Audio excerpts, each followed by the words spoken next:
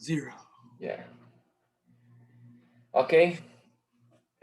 Nós vamos falar hoje sobre a necessidade de ouvir para poder edificar.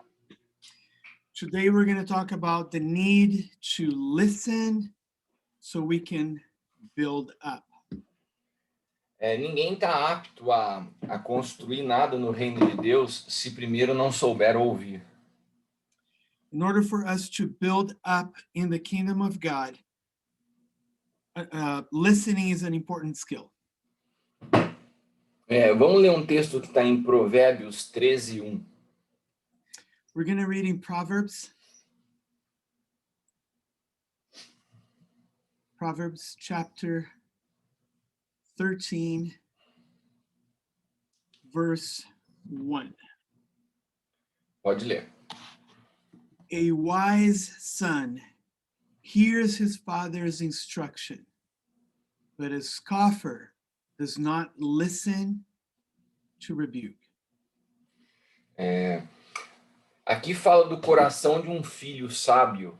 Ele é manifesto a partir da capacidade de ouvir instrução de um pai. This verse speaks of a wise son, and the manifestation of his heart as a wise son is his ability to listen to his father. E aqui é interessante que nesse mesmo texto fala que a manifestação de uma pessoa que é escarnecedora, a característica de alguém que é chamado na Bíblia de escarnecedor é a capacidade de não ouvir repreensão. Aquele que não ouve repreensão, a Bíblia chama de escarnecedor. And this same verse shows that the characteristic of an unwise son, and he uses the word scoffer, is the inability to listen to correction. Eu acho que eu já falei para vocês, meu filho começou a estudar direito esse ano, né? I might have shared with you that my son started in college, and he is studying law.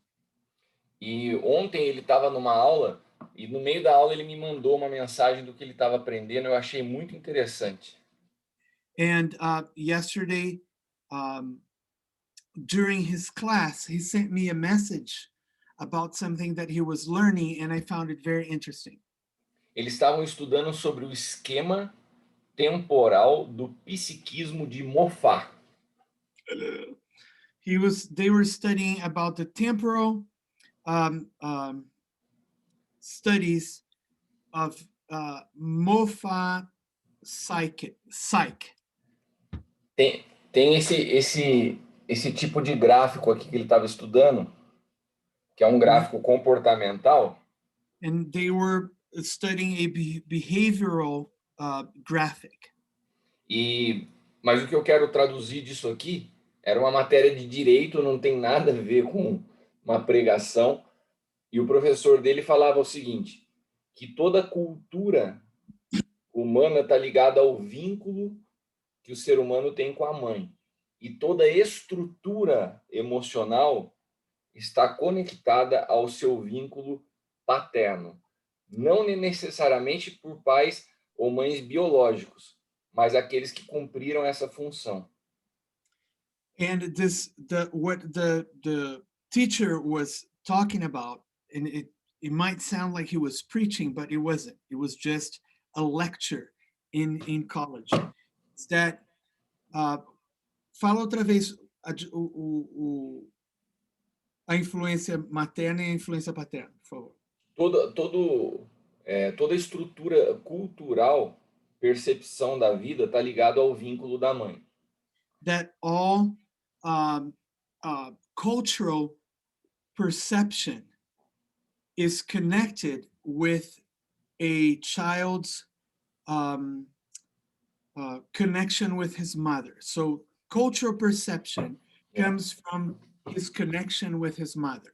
E toda estrutura emocional vem da conexão com o pai. but the emotional structure of a child is directly connected to the son's relationship with the father, or his connection with the father influences his emotional structure. Não necessariamente por pais e mães biológicos. Inclusive a aula fala isso, mas aqueles que exercem essa função. Not necessarily biological parents, and the lecture touched on that point. It speaks about those who exercise that function. Eu achei interessante porque mesmo os estudos, eles apontam a importância de nós estarmos conectados a essa figura paterna como uma figura que produz a formação emocional. And I found it very interesting that a secular, from a scientific and secular perspective, the stability of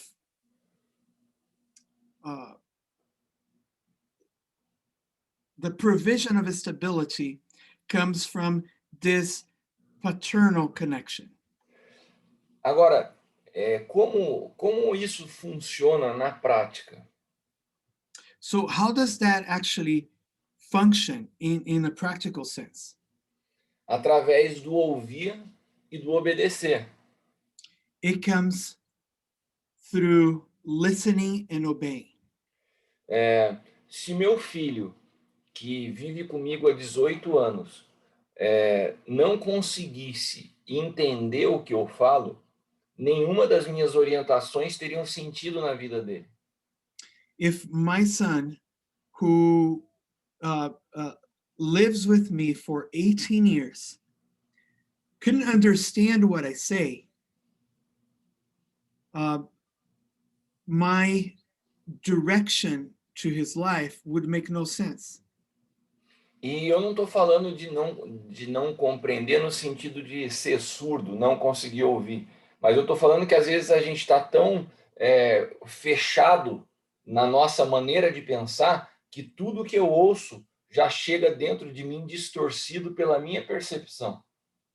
And I'm not talking about the physical ability to listen, but what happens is that sometimes we are so centered in ourselves that messages that we receive, they don't produce in us what is necessary so that we can pass information along or communicate along.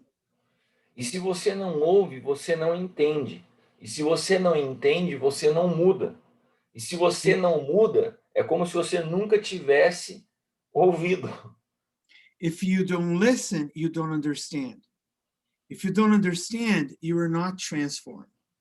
If you're not transformed, you cannot pass the lessons along. It is as if you have never actually listened. A gente precisa entender, principalmente nos dias que nós estamos vivendo, aonde essa pandemia tem nos privado de tantas coisas, que o evangelho não é um método a ser aplicado, não é um templo que você frequenta, né? Não é um sistema para atrair pessoas. Isso tem que produzir em nós uma reflexão mais profunda. We need to understand, and the pandemic kind of exposes that the gospel is not a method to be understood and practiced. It is not a place, a building that we show up to. It is a deeper, it has to have a deeper meaning in us to produce fruit. O evangelho é uma nova vida que acontece primeiro dentro de nós. The gospel is a new life that starts first in us. E por ser uma nova vida, o que acontece fora acontece de forma natural. São os frutos dessa nova vida. And because it is a new life, what happens in the outside is a consequence of this new life. It's a natural expression of the new life inside. Agora, quando não há uma mudança não há uma realidade de uma nova vida interior, todas as tentativas de produzir algo diferente externo, elas não são genuínas, elas não fluem de uma nova vida, elas são tentativas frustradas de aparentar uma nova vida que não se tem. But when this is not something that it's coming from the inside out, every attempt is a mere external effort, a human effort. It's not something genuine, and it results in frustrating experience. Você pode ser um simpatizante do evangelho. Você pode ser alguém que aprecia a mensagem do evangelho, mas isso não torna o evangelho uma realidade na tua vida. You can be a sympathizer of the gospel. You can be one who admires the gospel and the message of the gospel, but that will never produce life-changing fruit. O evangelho só se torna real depois de um encontro com a cruz. A cruz é onde se encerra uma velha maneira de viver e se dá início a uma nova vida. The gospel only becomes reality as a consequence of a transformation that starts first in the cross. It only becomes reality as a consequence of an experience with the cross. Por isso que Paulo fala assim, eu vos anunciei a Cristo e a ele crucificado. Paulo falava o seguinte, eu não tenho como falar de ressurreição para quem não conhece primeiro a cruz. Paul speaks about Christ resurrected, and he says that he cannot present Christ to someone who doesn't understand it or know him from his experience in the cross. You put a mistake in the translation. Paulo dizia o seguinte, eu anuncio Cristo e este crucificado. Paul says, I announce Christ and Christ resurrected. Crucificado, no resurrected. Not resurrected, crucified. I announce Christ, Christ crucified. Eu não tenho como falar de ressurreição se antes eu não levar vocês a entenderem a cruz. There is no way to speak about resurrection if you don't first understand it from the perspective of the cross. Toda a realidade que aconteceu depois da cruz, se ela for falada, ministrada sem entender a cruz, ela distorce os fatos. Every reality that happened after the cross, if it's not understood first from the perspective of the cross, it becomes a distorted reality. Se não tem um encontro com a cruz, nós não entendemos obediência, porque o Adão natural, ele gosta de independência. Without an encounter at the cross, there is no natural, there is no obedience. Porque o Adão, a natureza adâmica, ela deseja independência. Because the Adamic nature inside of us desires independence. Então, sem a cruz, a graça se transforma em libertinagem, se transforma em vaidade. And so without the cross, grace becomes vanity. E tem um livro, que é o livro de Judas, que tem um único capítulo, onde Judas descreve essa realidade, e nós vamos passar por vários trechos desse livro agora. And we would like to take a look at the book of Jude that describes this reality in one chapter. And we're going to spend some time looking at these scriptures. Vamos ler Judas versículo 4. We're going to start with Jude chapter 1, verse 4.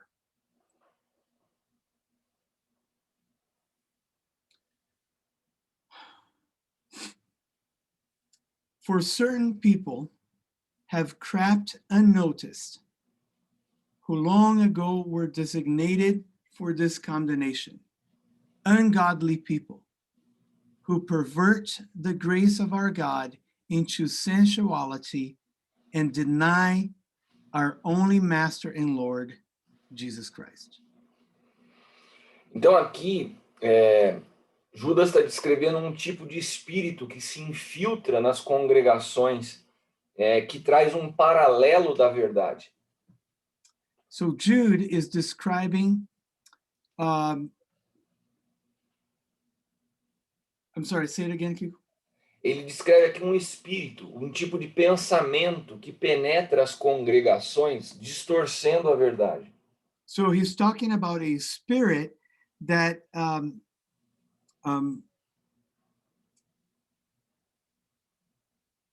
that invades the church to distort the truth. Dentro das congregações. Inside the congregations. Isso aqui não é algo que está acontecendo no mundo, isso aqui é algo que está acontecendo dentro das congregações, daqueles que estão buscando o evangelho. This is not talking about the world. It's talking about something that happens inside the congregations to those who are pursuing the gospel. E é pior do que a mentira, porque é uma verdade, é uma mentira embrulhada na cara de verdade. É disso que Judas fala. É uma verdade, é uma verdade distorcida, é uma mentira embrulhada com cara de verdade. And this is worse than a lie. That's what Jude is trying to emphasize here. This is a lie wrapped up in a packaging of truth. E eles adulteram a graça porque eles transformam o evangelho, colocando o evangelho como um objetivo cujo fim sou eu. O evangelho é para me abençoar, o evangelho é para atender aos meus sonhos, o evangelho é para me ajudar nas minhas dificuldades. Então eles transformam a graça como um meio de atingir a minha vontade. So this is a message from a distorted gospel where I am the center, or the main objective is to be blessed, is to receive, is to be the object of benefit from everything that is manifest in the gospel. It is for me so that I am blessed. A gente perde a visão do evangelho como um lugar de renúncia, como um lugar de morte do eu, como um lugar de dar outra face, de caminhar uma segunda milha para um lugar onde tudo e todos têm que girar em torno das minhas vontades. The distortion is in the fact that the gospel is not a message that encourages us to give up our rights, surrender our rights, and focus on the other, at a place where I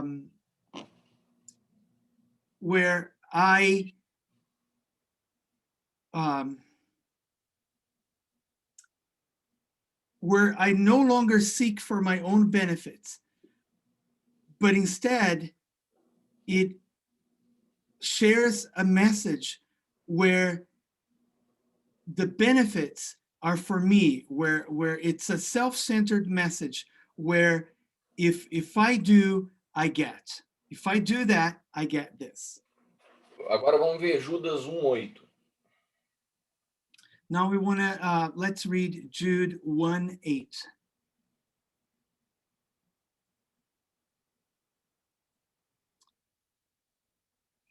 Yet in like manner, this people also, relying on their dreams, defile the flesh, reject authority, and blaspheme the glorious ones. Então aqui, eles aqui tocam uma outra parte importante desse mesmo espírito, que é rejeitam toda autoridade.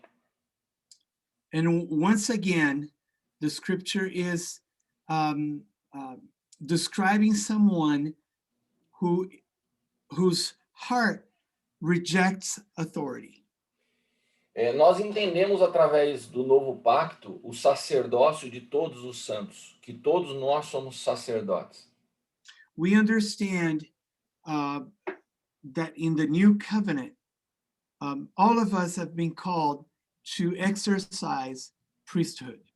Nós não entendemos que os ministérios são níveis hierárquicos.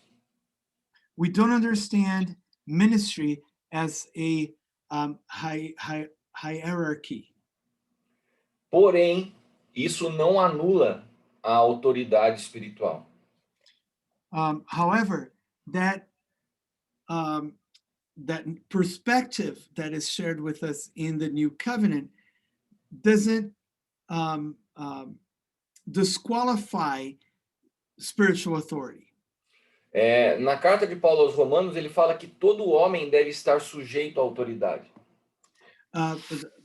In the letter to the Romans, Paul speaks about every man being subjected to authority. E ele usa o exemplo que toda autoridade natural é constituída por Deus. Quando você fala de um policial, de um professor na escola, ele está falando assim como você está sujeito à autoridade natural, você também deve estar sujeito aos seus pastores como autoridades espirituais sobre a tua vida. And Paul speaks about using examples of the secular life to show that everyone is indeed subject to authority. And he uses the secular structures to express spiritual authority, saying that we should be subjected to our pastors and our spiritual leaders. Ou seja, isso não faz da autoridade espiritual alguém que está numa hierarquia maior que a tua, mas existe um protocolo que todos nós devemos ter o nosso coração cuidado por alguém. É isso que a Bíblia está nos explicando. And it's not talking about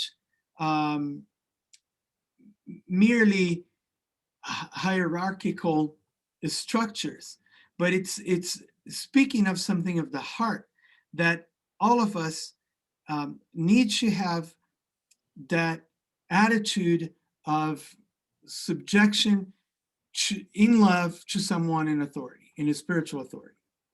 Pessoas que não se sujeitam a ninguém estão contaminadas por esse espírito de vaidade, obstinadas pelas suas próprias vontades. People who are not subjected, they are governed by their own desire, and vanity becomes one of the characteristics of a heart of someone who does not desire to be subjected. Olha agora o que Judas termina falando no versículo 12. Judas 1:12. And if we read further, we see how Jude expressed that in verse 12. These are hidden reefs at your love feasts, as they feast with you without fear, shepherds feeding themselves. Shepherds and feed themselves. Elas se auto-apacentam. These are sheep that self-pasture, waterless clouds, swept along by winds, fruitless trees in late autumn, twice dead, uprooted. Então, essas pessoas que se autoapacentam, elas têm características como uma nuvem sem chuva. Elas não têm destino, elas não sabem para que estão, não têm direção. São pessoas que não permitem que ninguém aponte direção para suas vidas. So this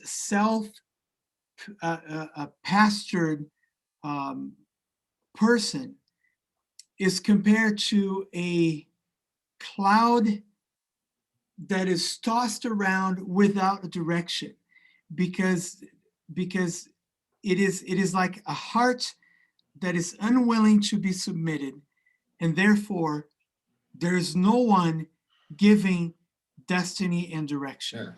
Agora vamos ler do 17 ao 20 para finalizar Judas. And to finalize Jude, I would like to read verses 17 through 20. But you must remember, beloved, the predictions of the apostles of our Lord Jesus Christ. They said to you, in the last time, there will be scoffers following their own ungodly passions.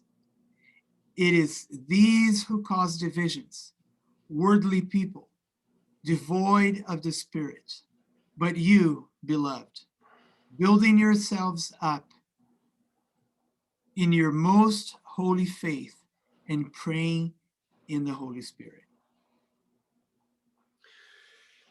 Judas aponta tudo isso, todo esse contexto, para dizer no final aqui, que se nós queremos edificar algo, nós temos que ter um espírito diferente desse. What Jude is doing, he's pointing to this reality. And he says that if we want to build something and leave a legacy, we need to have a different attitude in our hearts.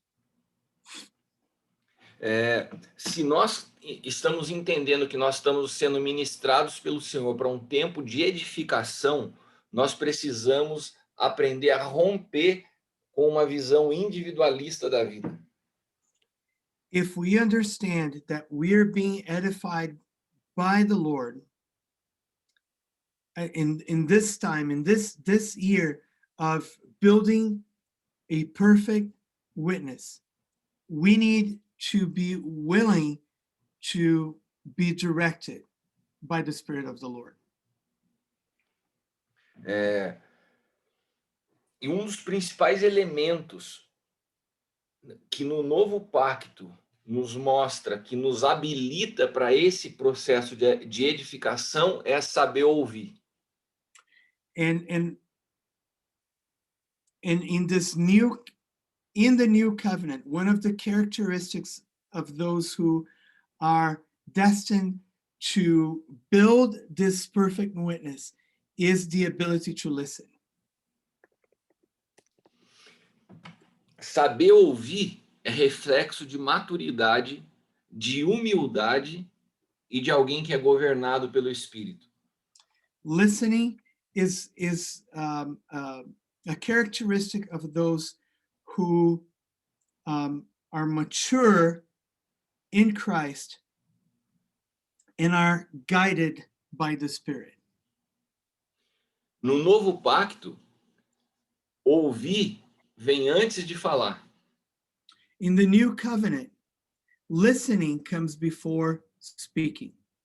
Quando você vê a manifestação dos profetas no antigo pacto, eles falavam, porque eles denunciavam, eles traziam juízo. No novo pacto, o espírito profético é primeiro a capacidade de ouvir o espírito que habita no seu interior, para que depois você tenha algo a falar. Ninguém que não ouve ao espírito tem algo para falar.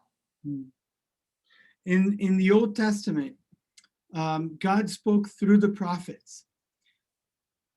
So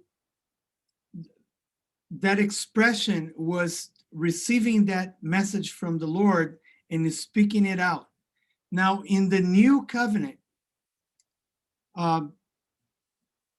before speaking, we need to be open to receive direction from the Lord receive understanding so that the message can be shared. E essa voz interior, ela tem que ser amadurecida para que a gente tenha discernimento, que a gente vá aprendendo a discernir de fato quando é a voz do Espírito e quando é a nossa alma. And there is a level of maturity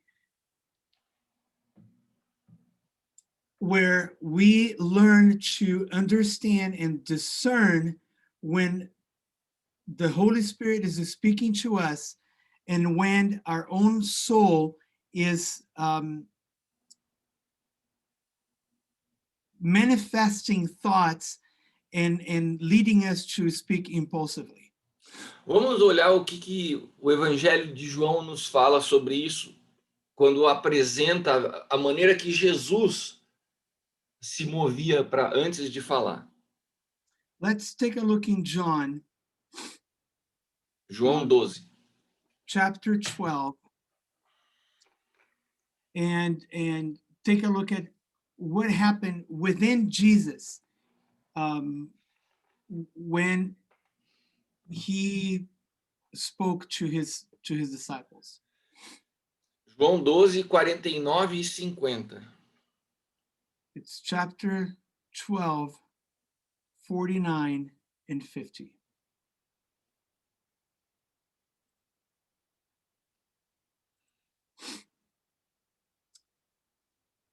For I have not spoken on my own authority, but the Father who sent me has himself given me a commandment, what to say and what to speak. And I know that his commandment is eternal life. What I say, therefore, I say as the Father has told me. Ele só falava aquilo que ele aprendeu a ouvir. Hoje nós vivemos um momento onde todos querem falar muitas coisas, mesmo quando não ouviram nada. Jesus only spoke from what he heard from the Father.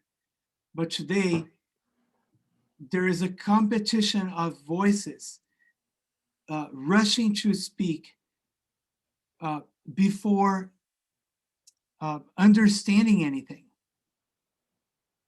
Eu vejo hoje pessoas se convertendo, muito jovens, e já começam a questionar as ministrações dos seus pastores, saem das igrejas e já montam suas próprias igrejas, porque elas desaprenderam a ouvir. Elas se acham donas da verdade. Today, we see new converts, immature believers who question, who come to the Lord and immediately start rationalizing and questioning teachings, and immediately you see them leaving the church, sometimes even starting new congregations on their own. Ter a figura de um pastor, de um pai espiritual, de uma autoridade, não é algo opcional no Evangelho, é necessário. The figure of a pastor, a spiritual leader, a spiritual father is not an option in the new covenant. It is a need. Pior do que a pessoa que tem um espírito de órfão é aquele que pensa ser filho, mas não compreende o que é paternidade.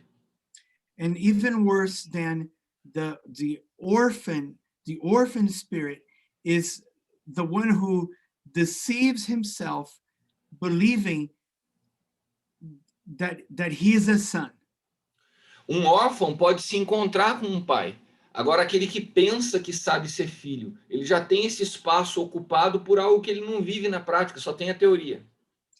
An orphan is in a position where he can have an encounter with the Father. But the one who judges himself to be a son but doesn't behave as such, he is outside, he's not positioned to accept the relationship, the demands and the benefits of the relationship of the father and the son. Uma vez eu acho que eu contei para vocês a experiência que eu tive com um apóstolo do Chile, o apóstolo Lucas Marx. Uh, I believe I've shared with you before an experience I had with an apostle from Chile, Lucas Marques. Eu fui convidado para ministrar numa conferência na Venezuela, aonde ele também estaria ministrando. And we both were in Venezuela, where both of us would be speaking at a conference. E eu já o conhecia de ver ministrar, nunca tinha tido relacionamento com ele, amizade. Eu sempre admirei as mensagens dele, mas naquela conferência algo aconteceu diferente. Quando ele falava, eu senti que algo me rasgava por dentro, meus olhos se abriram e quando eu me deparei, eu estava chorando e a sensação que eu tinha é que eu tinha desaprendido tudo que eu sabia do evangelho. Eu falei, meu, o que eu vou pregar agora? And I was familiar with him. I had listened to him. In fact, I had been listening to his messages for a while. But that day, his message tore my heart to the point that I retreated to my hotel room and in tears and feeling like everything that I had learned up to that moment made no sense. E eu me lembro que eu estava no hotel e ele entrou no meu quarto e começou a conversar comigo com muita humildade. E ele falou assim: o que aconteceu? Eu falei assim para ele: eu preciso dessa vida de Cristo, eu preciso dessa realidade. Eu não quero viver um evangelho que é mecânico, que você aprende como faz. Eu quero essa vida que você está falando. He stopped by my bedroom and we start talking, and I told him, I said, I need this life that you're speaking about. I'm tired of this Christian life, this mechanic life. Yeah. That is no life at all. I need to have the life that you were talking about. E esse apóstolo, que ele é bem conhecido no mundo todo, tem vários livros escritos, ele falou assim, olha, todos os meus livros, eu te dou os direitos autorais para você traduzir em português, eu vou para o Brasil, vou na sua casa a hora que você me chamar. E, de fato, depois disso, ele já esteve aqui mais de 4 vezes, até para a praia, junto nós fomos. E certa vez eu perguntei para ele, por que você está dedicando tanto carinho, tanta atenção comigo, se a gente acabou de se conhecer? And his response to me was, listen, I will give you publishing rights of all my books. I give you permission to translate my books into Portuguese. I'm making myself available to you whenever you need me, whenever you call me. If you want me to come to Brazil, in fact, he's been here 4 times. I was surprised with the amount of time that he dedicated to me. I even took him to the coast in one of his visits just so that we could hang out. But he gave me of his time abundantly. E eu perguntei para ele, por que você está me dedicando essa atenção se a gente conhece tão pouco tempo? And my question to him once was, why are you being so generous with your time, dedicating so much of your time to me if we have just met? E ele me disse assim, Cristiano, você vai aprender algo através dessa realidade do novo pacto. He said, Chris, you will learn something from through the reality of the new covenant. Jesus era cercado por multidões de pessoas. Jesus was always surrendered by the multitude. Mas ele dedicou a vida dele, de fato, a 12 e mais especificamente a 3 pessoas. But he dedicated his life to 12 he focused his life on 12, and even from this 12, there was a select group of 3. Essas pessoas não foram escolhidas por causa das suas habilidades naturais, suas culturas ou a sua posição no sinédrio. This 12 men were not selected because of their social status or their religious stature. Essas pessoas possuíam uma fome pela verdade. Those people, they were hungry for the truth. Ele falou assim: eu vejo nos teus olhos fome por Cristo. I look you in the eyes and I see hunger for Christ. Eu já viajei o mundo todo ministrando e eu conto no dedo as pessoas que têm essa fome. I've traveled around the world and I can count on my hands people I met with that hunger in their eyes. Que estão dispostos a render completamente suas vidas para que Cristo os tome por completo. With a willingness and a desire to surrender their lives completely so that Jesus come to a place where he can control their lives. E aquilo mexeu muito comigo, porque de fato, em todas as conversas que eu tive com ele, eu nunca fui buscar conselho. O que eu queria era aprender dessa vida de Cristo. And in fact, I noticed at that point that during the times that I spent with him, I was not in search of counsel. I wanted that life of Christ that I saw in him. Hoje, como vocês sabem, eu tenho cuidado de aproximadamente 100 e poucos pastores. É a minha responsabilidade mais veemente nesse momento. And as you know, and I've shared with you before, my main focus in ministry these days is to care for over 100 pastors that have sought care in my ministry. E o Adriano falou que eu falei com eles com muito fogo, com muita paixão nesse final de semana. And Adriano mentioned to you that I spoke to them this last weekend with a lot of passion and fire. Eu acredito que mais do que paixão e fogo, eu falei com eles com ira. And the truth is that more than passion, I spoke to them with anger. Não, a Bíblia fala que a gente pode irar e não se pecar. Não é uma ira ruim, mas é uma ira de indignação. And the Bible talks about being angry and not sinning. The source of that anger was my indignation. Porque a maioria desses homens nunca sentou comigo para buscar essa vida que eu carrego. Eles sempre querem um conselho que possa atender aos seus objetivos e às suas necessidades.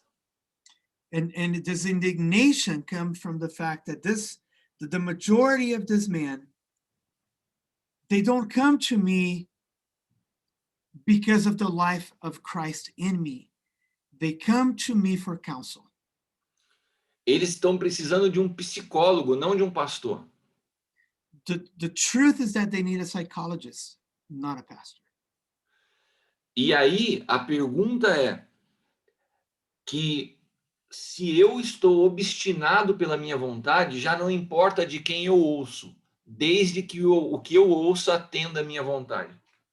And what it shows is that if I am obsessed with my own need, it doesn't matter it doesn't matter who the source of counsel is, as long as I hear what I need to hear. Exatamente. Agora eu quero ler com vocês um texto que ilustra isso. 1 Samuel 28, versículos do 5 a 8.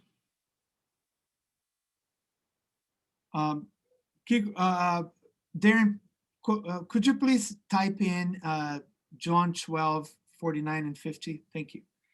And now we're going to read in 1 Samuel 28, 28 and verse.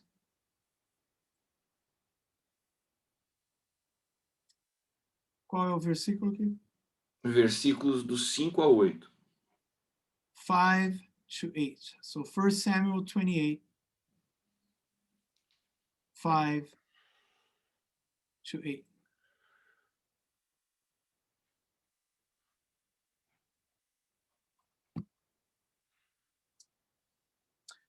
When Saul saw the army of the Philistines, he was afraid, and his heart trembled greatly. And when Saul inquired of the Lord did not answer him, either by dreams or by Urim or by prophets. Pay attention here. Saul, he was waiting for an answer from the Lord, but he didn't receive the answer from the Lord. Mhm. Okay, go ahead. Then Saul said to his servants, "Seek out for me a woman who is a medium, that I may go to her and inquire of her." And his servant said to him, "Behold, there is a medium at Endor." So Saul disguised himself and put on other garments and went, he and 2 men with him. And they came to the woman by night. And he said, "Divine for me by a spirit, and bring up for me whomever I shall name to you." Ok. Então, esse texto, ele ilustra bem o que nós estamos falando. This text exemplifies clearly what we're talking about. Para Saul, não importava quem falava com ele. For Saul, it didn't matter who was speaking to him. Se era Samuel, um homem de Deus, ou se era uma feiticeira. If it was Samuel, the man of God, or if it was a witch. Não importava se a voz que ele ouvia vinha do céu ou vinha do inferno, desde que atendesse a sua vontade na sua hora. It didn't matter if the voice came from heaven or hell, as long as it addressed the need at the hour. Preste atenção no que eu vou falar para vocês. Se nós não entendemos que nós precisamos ter uma voz que fale ao nosso coração, nós sempre iremos manipular isso e vamos escolher quem for do nosso interesse para falar o que a gente quer ouvir. If we don't understand the importance of having the one voice speaking to our hearts, in times of trouble, we will always manipulate so that we can hear what we want to hear. Nós não podemos ter muitas vozes. Por isso, a Bíblia nos fala sobre a figura de uma paternidade, a figura de um pastor. Tem que ter uma pessoa que nós venhamos a eleger para dizer ao nosso coração aquilo que nós gostaríamos ou aquilo que nós não gostaríamos de ouvir. É isso que vai nos proteger. What is going to give us the protection that we seek, that we need, is the commitment to listen to the one voice. The one voice. Agora, the decision to subject ourselves to our leader, to our pastor, to our spiritual father, our spiritual figure, who will point us in the right direction and destiny. vamos ler agora Lucas, capítulo 9, versículos do 18 ao 20. Now let's look at Luke 9, 19 and 20.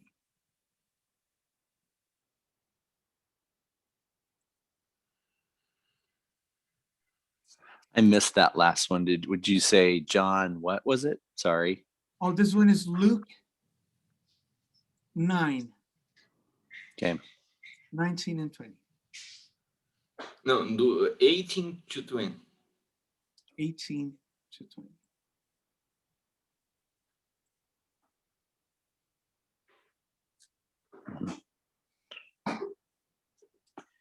Now it happened that as he was praying alone, the disciples were with him. And he asked them, "Who do the crowd say that I am?" And they answered, "John the Baptist. But others say Elijah, and others that one of the prophets of old has risen." Then he said to them, "But who do you say that I am?" And Peter answered, "The Christ of God." Irmãos, saber de quem nós ouvimos faz toda a diferença nos momentos de aflições, de angústia que nós todos passamos na nossa vida. Brothers, when we know who's speaking to us, that makes all the difference in those times in stress and anxiety and trouble that all of us go through in life. Vocês sabem, eu tenho compartilhado com vocês, desde que nós começamos essas reuniões, as dificuldades que eu tenho enfrentado. You all know, from the time we start meeting together, I've shared with you some of the difficulties that I have lived in the last few years. E essa palavra o Senhor me deu a semana passada, quando eu estava com várias vozes tentando falar ao meu coração. And this word, the Lord gave me last week when I had all these voices, all these noises, these voices is speaking to my heart. E essa palavra foi como se eu ouvisse o Espírito Santo recitar para mim. Eu não li na Bíblia, eu estava na cama e esse texto veio forte ao meu coração. And this text, this word came to me not when I was digging for something to satisfy my soul. I was in bed and I felt like the Lord gave me this scripture. É interessante que Jesus pergunta aos discípulos o que a galera está dizendo a respeito de mim. E você vê que não tinha uma unanimidade, cada um falava uma coisa dele. And you see that Jesus, he goes to those who were closest to him, and he asks them, who are people saying that I am? And you notice that there is no cohesive message about who Jesus was. Each Cada one dizia, Jesus was something or someone. Não, e todos os que falavam do que as multidões, ninguém que não estava próximo dele, a palavra, um é João Batista, outro Elias, tinha uns que falavam que ele era filho de Belzebu. Ninguém conseguia, todo mundo que está à sua volta não sabe quem você é. And you see that they are saying he's a prophet here, he's John the Baptist. The priest said he was a son of Beelzebub. So there was no cohesive message. No one understood who Jesus was. E a mesma coisa acontece com a gente. Ninguém conhece quem nós somos só de te olhar no Facebook, de cruzar com você no ambiente de trabalho, por causa de um fato isolado que aconteceu na sua vida. Ninguém está apto a falar quem é você. And the same happens with us, where nobody knows who you are because of your Facebook profile, or because they run into you at work, or by merely knowing you as an acquaintance. E daí Jesus faz outras perguntas. E vocês, que estão aqui do meu lado, o que vocês dizem que eu sou? And then Jesus brings it home. He turns to his disciples and he says, "What about you? Who do you think I am?"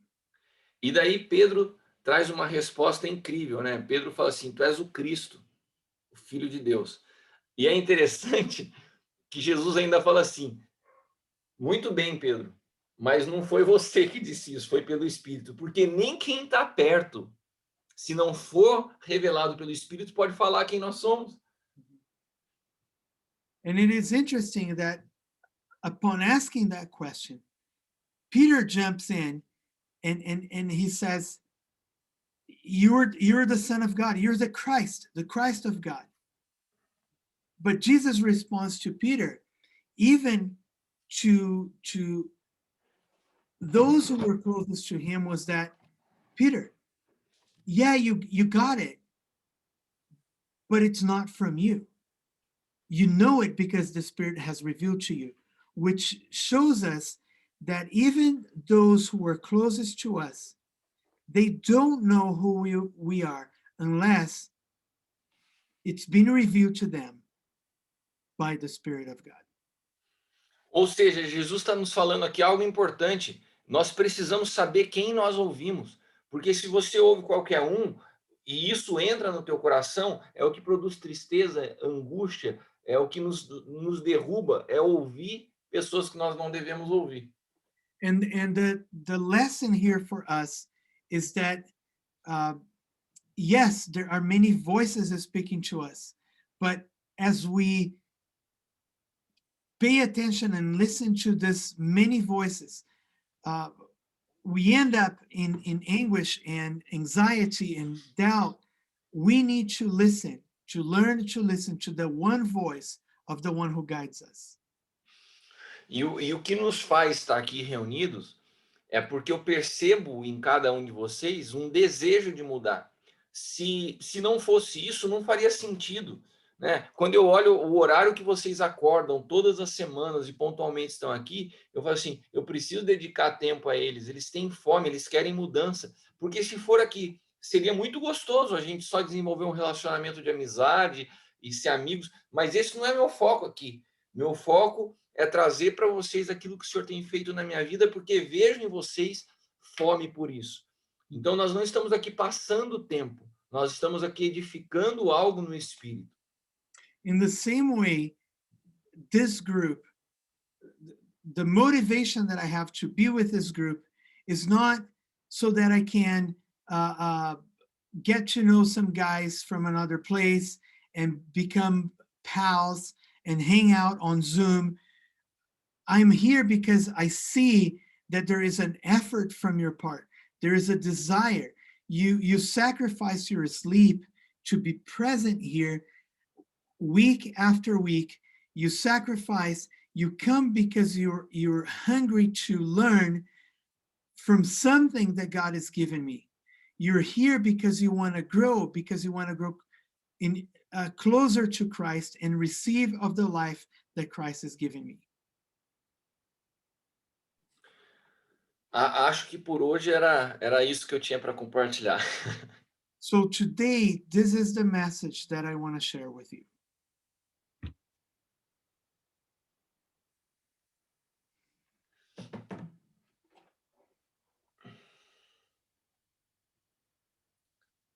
Tem algo que você queira acrescentar, Adriano?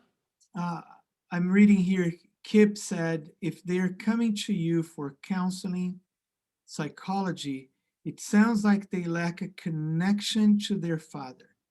Their emotions are not at peace, the peace that comes from union submission to God the Father. Aqueles que estão vindo por conselho e ajuda psicológica,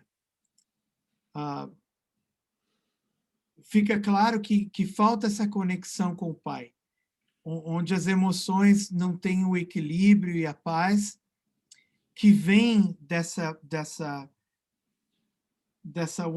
união e dessa submissão ao Deus Pai. E aqui deixa eu só fazer um parênteses, não há problema em que haja conselho, em que haja orientação, não há problema. It is important to clarify this, that there is no problem in seeking counseling or coming to share and seek counsel.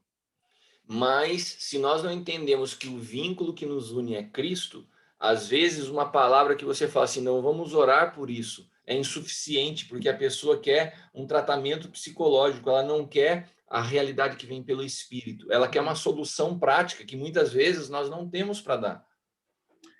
It is important to understand the difference, because if you don't understand the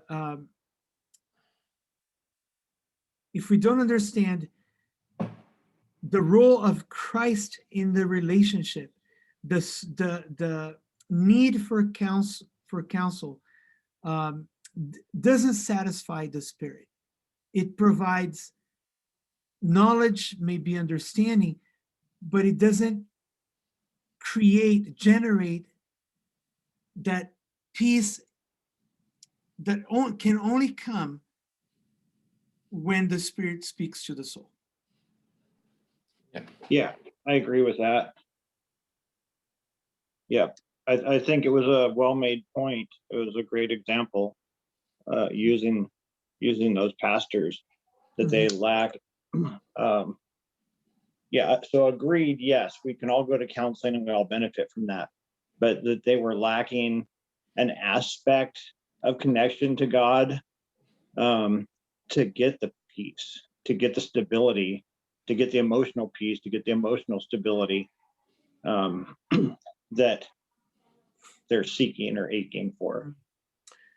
O exemplo dos pastores é um exemplo muito bom que você deu, onde eles têm a necessidade desse conselho, mas a estabilidade emocional que eles estão buscando não pode ser encontrada no conselho meramente. Isso, é isso aí. Exactly. And it would seem to me that there would need to be a further refining or cleansing, something that's blocking that aspect of communication or intimacy with God the Father on the part of those pastors. E eu sinto assim que falta, que existe assim um bloqueio muitas vezes que nos impede, né? Nesse exemplo fica claro isso, nos impede de receber esse consolo espiritual que gera a estabilidade emocional. Então, um nível de conexão superficial não gera esse nível de consolo que satisfaz a alma e elimina essa ansiedade.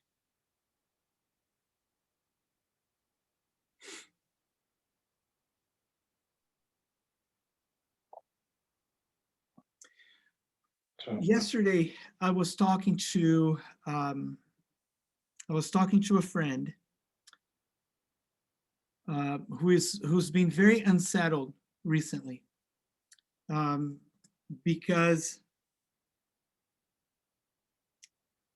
of his performance at work. And I was telling this friend, I said, my desire for you is that your desire for Christ generates a level of anxiety in you that is bigger than the anxiety you currently feel because you're not performing as you expected at work. And I don't know if it makes sense to you without giving too much information, but there are circumstances in our lives that generate this anxiety, that when our anxiety and our need of Christ is such that it kind of squashes the anxiety for anything else. This pursuit of connection, of knowing Christ, you understand that need to be so big, and that desire is what drives you. It kind of makes everything else vanish. And I don't know if I really connected the message to his heart, but I think what we heard today is really what it is. Is really what addresses what I was just telling yesterday.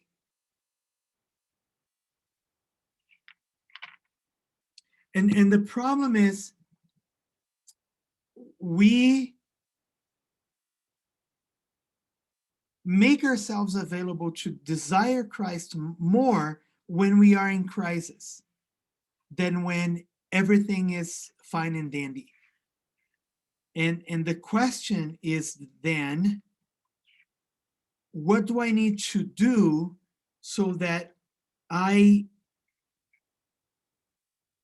feed my need for Christ when things are fine and dandy? So, então, Cris, a pergunta então fica assim, porque é natural para a gente ter essa sede de Cristo quando a gente está passando por dificuldade. Como que eu alimento essa sede de Cristo em mim quando as coisas estão tranquilas? Porque parece que a gente não tem essa necessidade quando as coisas estão tranquilas. Quando a fome vem somente pela necessidade, é porque, de fato, tem algum problema de saúde, né? A fome, se você colocar ela em comparação com o natural, a fome é algo natural. Você todos os dias tem que se alimentar. Se você não comer, você se sente fraco.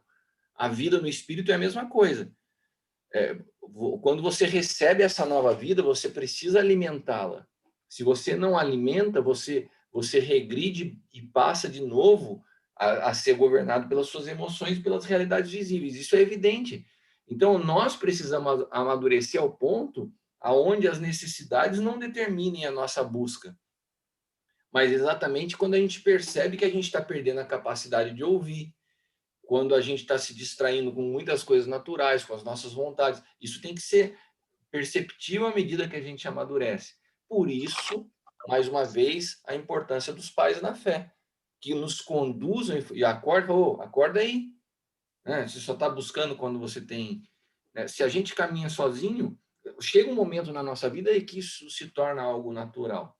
Mas nesse processo a gente tem que ser conduzido pelas mãos. É o que Paulo falava aos Coríntios: eu tive que te dar leite porque vocês não estão aptos a alimento sólido. Né? A fome de vocês não é uma fome para alimento sólido.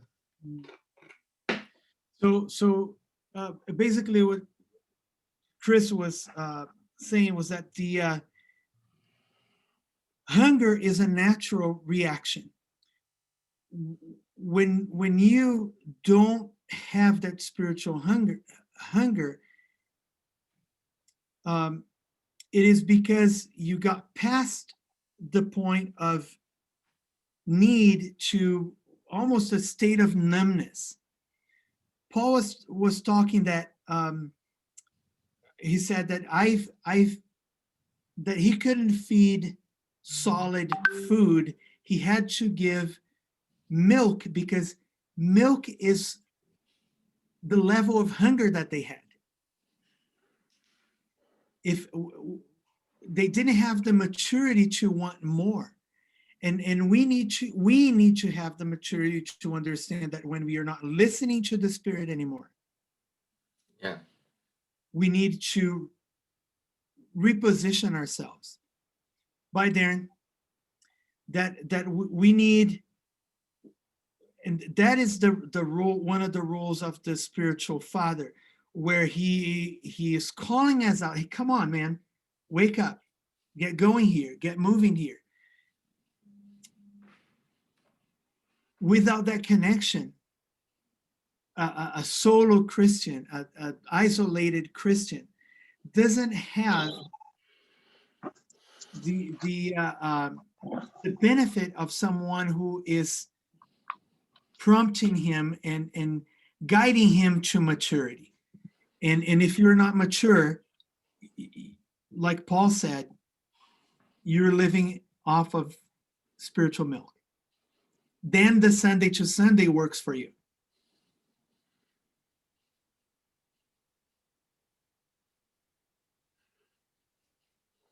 Silas, what are your thoughts there? My takeaways are, when you get to that point of needing an answer like Solomon did and not filling it with yourself or your own actions or seeking other solutions at your own devices like Solomon did with seeking a medium out. Well, I'll go even one further, like while doing what God asks you or Christ asks you to do, you don't deviate from that. I think that's another aspect that I tend to do is like, oh, well, since I'm already kind of going this route, let me do a couple other things. And exacerbating something that Christ may have simplified for what he called you to do, because he knew that's it. That's all I want.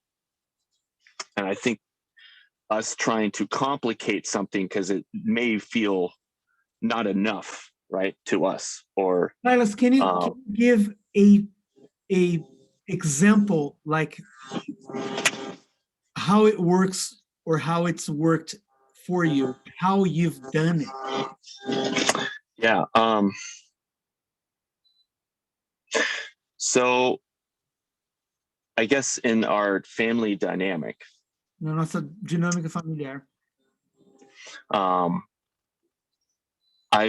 kind of jumped, both feet in on a yearly Bible study plan. eu impus a gente fazer uma leitura bíblica anual. Então, durante esse ano, a gente ia ler a Bíblia. And I've really felt God like, hey, Silas, you need to share this with others. E eu senti assim, Deus me chamando para compartilhar isso com outras pessoas.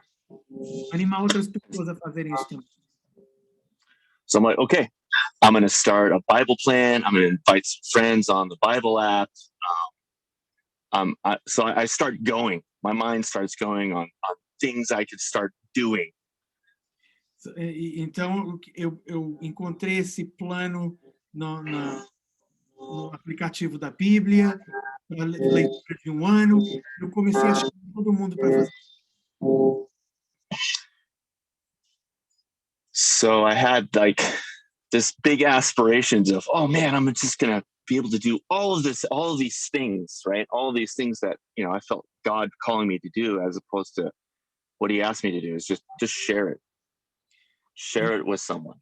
E eu tinha essa aspiração assim de recrutar todo mundo, ao invés de simplesmente obedecer o que Deus estava colocando para mim, principalmente. Because I think I sent out like 8 to 10 invites and I got 3. E eu mandei 10 convites e quando eu só recebi 3 respostas, eu super desanimado.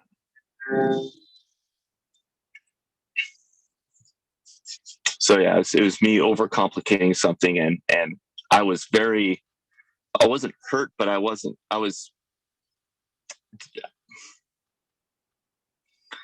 surprised of the response I got from people that I felt the need to reach out to.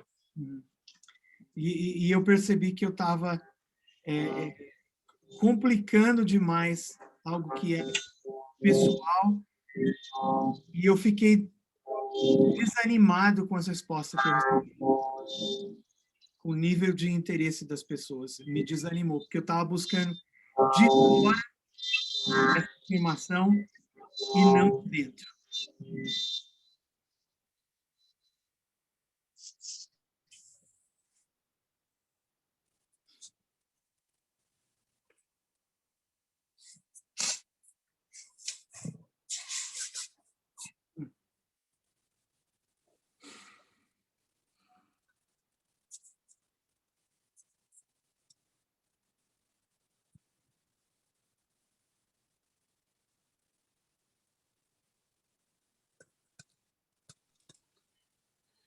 Irmãos, se vocês me permitem, eu vou precisar sair, eu vou deixar gravado aqui, subo para a gente o link lá no YouTube e passo para vocês por WhatsApp, tá bom, Adriano? Kiko, você fecha a gente em oração, então. Tá bom. So we're going to close in prayer, guys, and we'll upload the video a little later today. Senhor, obrigado por essa manhã com meus irmãos. Thank you, Father, for this time with my brothers this morning. Que o Senhor possa continuar gerando em nós a sensibilidade para te ouvir. That you may continue to make us sensitive to listen. E também que o Senhor nos dê sabedoria para discernir as vozes que falam ao nosso coração. And that you will give us discernment to discern the voices that speak to our heart. Que nós possamos aprender a ouvir para que estejamos aptos a edificar. That we may learn to listen so that we are prepared to edify. Nós te agradecemos pela oportunidade de estarmos juntos como igreja. And we thank you for the opportunity to be together as a body. Eu coloco nas tuas mãos a vida de cada um dos meus irmãos que estão aqui conosco ou que vão assistir essa mensagem depois. And I pray and I give into your hands the lives of my brothers who were here this morning and those who will be listening to it later. E eu declaro que essa vida que habita em nós, ela vai crescendo de forma natural, produzindo fome e sendo alimentada para que alcancemos a estatura de Cristo. And I pray that this life that lives in us guide us to the full maturity of Christ. In the name of Jesus. Amen. Amém. Silas, Kip, have a great week. Kiko, obrigado, meu irmão. Deus abençoe você. Amém. Até a próxima semana. Tchau. Great. Thank you. Bye.